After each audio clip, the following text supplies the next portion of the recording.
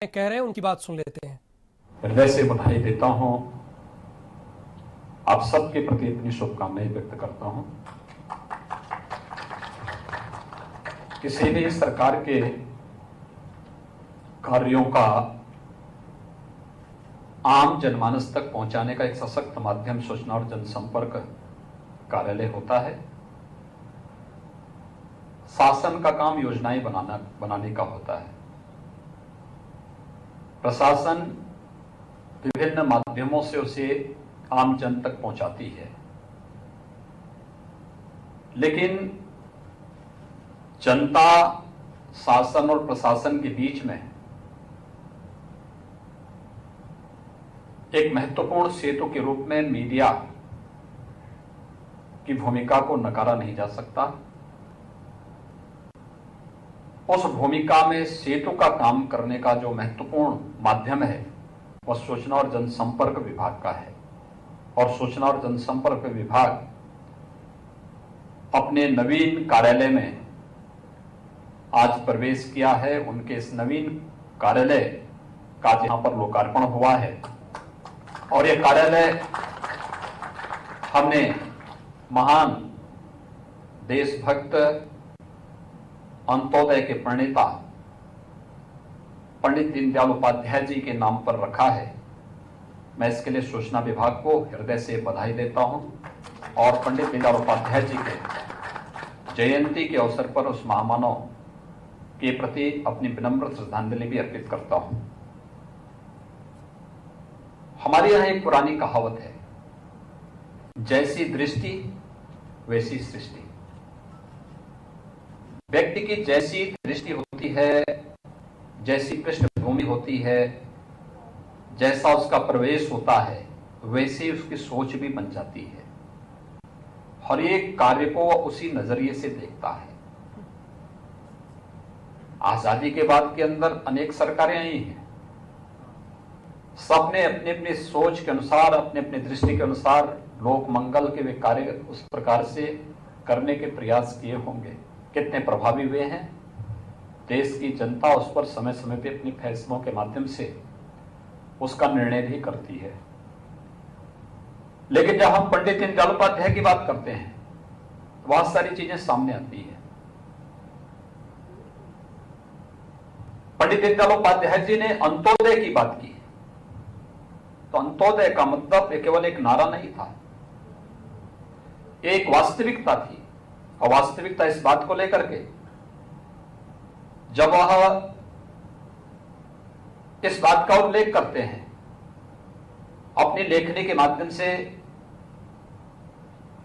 आदि शंकराचार्य की जीवनी पर लिखते हैं, तो आदि शंकराचार्य की जीवनी पे लिखते लिखते वह इस बात का उल्लेख करते हैं कि क्यों मैंने आदि शंकराचार्य पर ही लिखने का निर्णय किया। उन्होंने कहा, एक सन्यासी थे,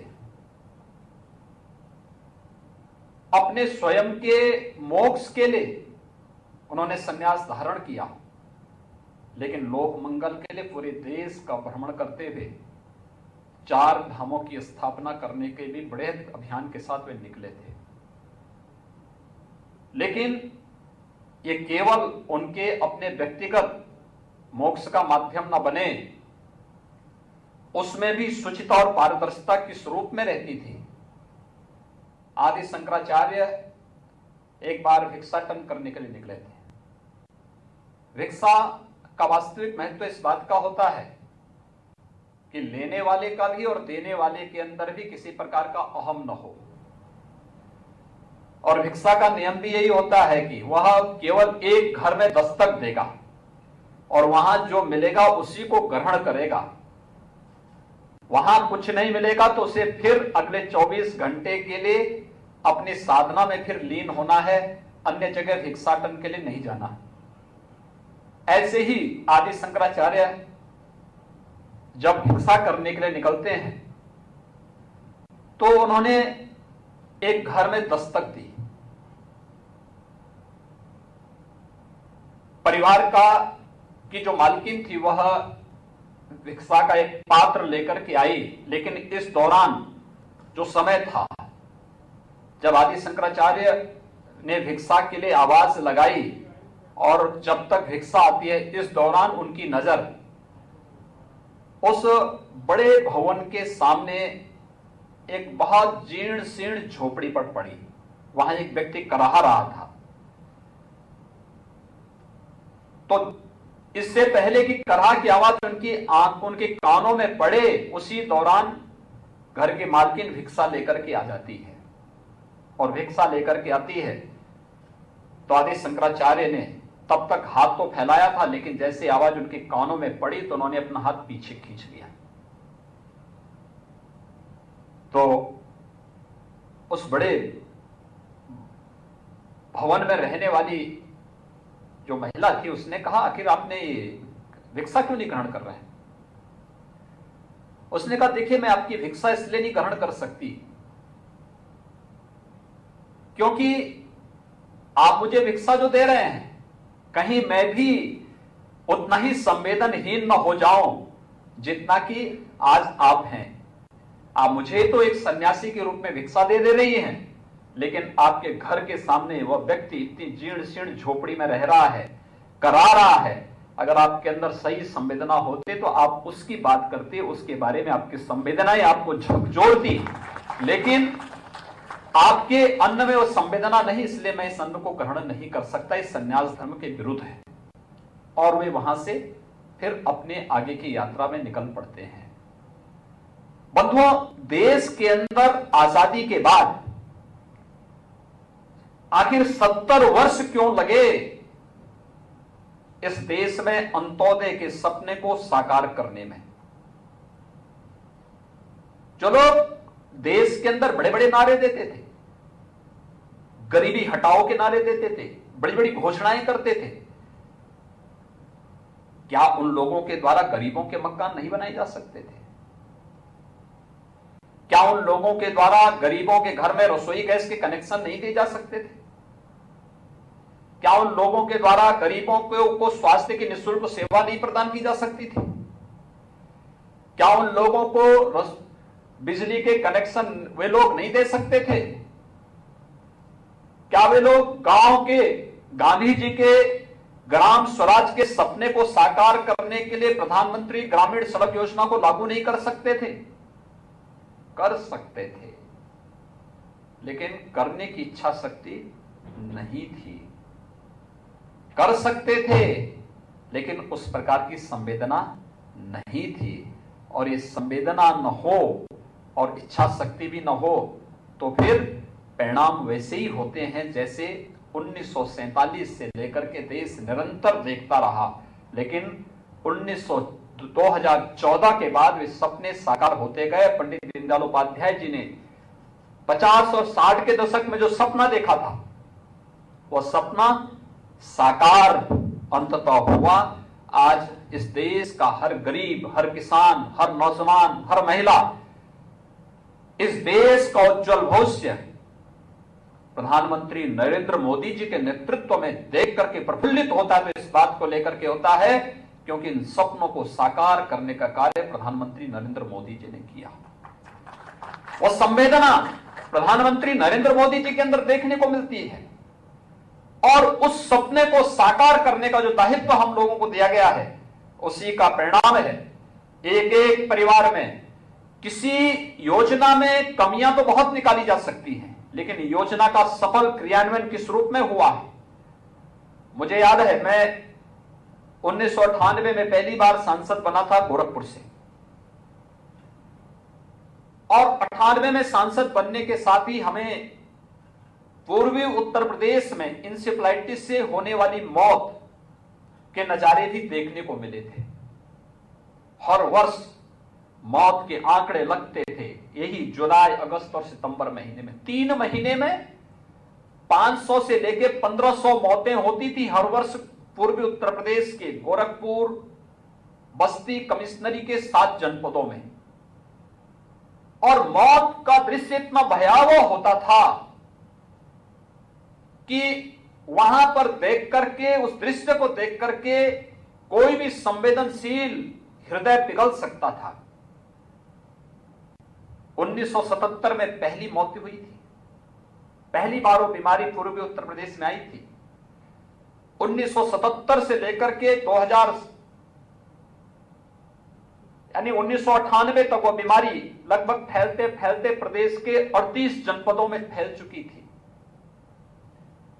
लेकिन कोई कार्य योजना नहीं, किसी प्रकार की कोई संवेदना नहीं, कोई उपचार की व्यवस्था नहीं, और ये तो बात की बात है, किसी ने उसका संज्ञान भी नहीं लिया, संज्ञान भी नहीं लिया। आज भी आप जाइए गोरखपुर और पूर्वी उत्तर प्रदेश में, वहां पे आज भी गांवों में आप जाएंगे तो लोग उस बीमारी को क्या कहते हैं? नो की बीमारी। यानी उस बीमारी का नाम, मस्तिष्क ज्वर का नाम, इंसेफ्लाइटिस का नाम वहां पे किस रूप में लोग लेते हैं? नो की बीमारी आ गई। यानी उसको एक नई बीमारी के नाम पर उसको एक नियति मान करके मरना ही है, ये मान करके लोगों ने अपनी नियति मान ली। लेकिन बिना किसी हो हल्ला के कैसे योजनाओं के माध्यम से हम मौत के आंकड़ों को न्यूनतम स्तर पर पहुंचा सकते हैं? प्रधानमंत्री स्वच्छ भारत मिशन के द्वारा 2 अक्टूबर 2014 से प्रारंभ हुई योजना, हर परिवार को शौचालय देंगे, और जब प्रधानमंत्री स्वयं ही अपने हाथों में झाड़ू लेकर के सड़कों पर निकल पड़ते हैं, देखते ही और सीधे आपके लिए चलेंगे चुनाव आयोग की प्रेस कॉन्फ्रेंस में, जहां पर तारीखों का ऐलान किया जा रहा है। बिहार विधानसभा चुनाव की तारीखों का ऐलान अब से बस थोड़ी ही देर में। बिहार विधानसभा में 243 सीटें हैं। मुख्य चुनाव आयोग motivate voters with all comprehensive arrangements made at the polling station. We hope that people, the ultimate arbiters in the democracy, shall participate with full enthusiasm, and the voter turnout will be more than the previous elections. The Commission, as always, will deploy sufficient number of general, police and expenditure observers in order to keep a close watch at every stage of the election process and ensure a free and fair elections in every sense of the term. If required, as I said earlier, special observers will also be deployed for expenditure monitoring and any other law and order contingency, etc.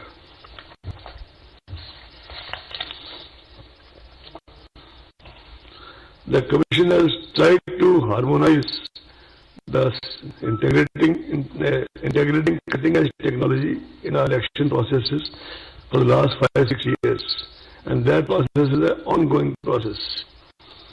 Applications like Booth App and C-Vigil have simplified procedures, made data available at the click of a button, and connected DCI to every stakeholder through their mobile services. Before I finally move on to announce the schedule for Bihar Assembly elections, I would like to tell you that the Commission took various factors into consideration while deciding the election schedule.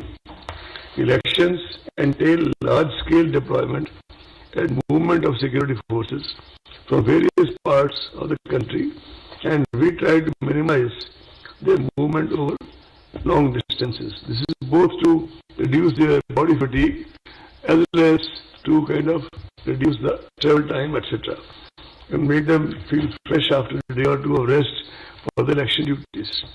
The prevailing COVID situation and necessity of social distancing was also kept in mind. Care was taken that the period of elections is not unnecessarily prolonged. Hence, we have shortened the period of conduct of elections and reduced the number of phases. The number of security forces has been increased manifold to ensure peaceful elections. Another factor which has been taken into consideration was the upcoming festival season and clearance of our people. As far as the by-elections to the state assemblies are concerned, you see, we have received